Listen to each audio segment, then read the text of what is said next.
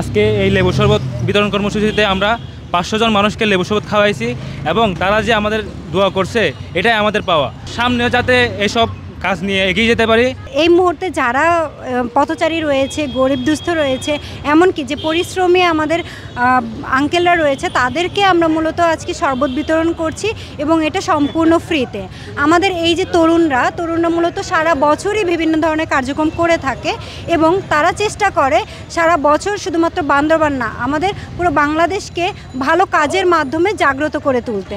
আমাদের এই তরুণদের উদ্যোগেই মূলত আজকে এই শরবত বিতরণ কার্যক্রম হয়েছে। এই মুহূর্তে খুবই রোদ এবং এই তপ্ত রোদে পথচারীরা অনেক কষ্ট করছে।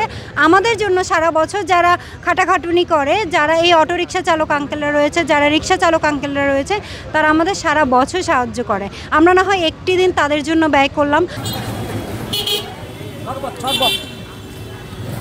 আজকে ইউনাইটেড ফর বাংলাদেশ এর সার্বিক তত্ত্বাবধানে এবং হিউম্যান ব্লাড ব্যাংক অর্থাৎ মানবিক ব্লাড ব্যাংকের সহযোগিতায় আজকে পথচারী এবং যারা রিক্সা চালক আছে, সিএনজি চালক আছে, তাদের মাঝে লেবুর শরবত বিতরণ একটা কর্মসূচি হলো। এটার মেন উদ্দেশ্য হলো আমরা মানুষের মধ্যে একটা মানবতা যে আছে, মানবতাটা জাগিয়ে তোলা।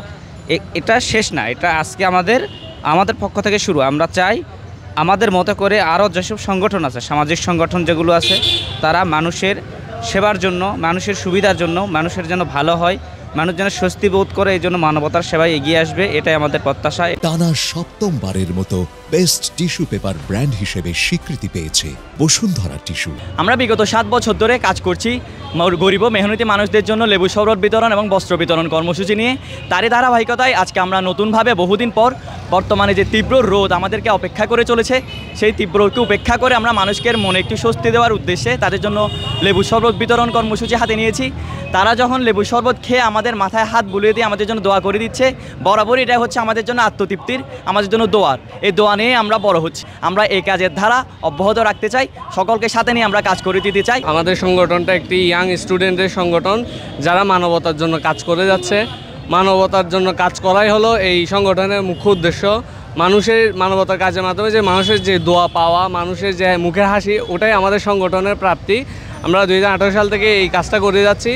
এই মানবতার কাজে একটি অংশই হলো এই তীব্র গরমে শরবত বিতরণ।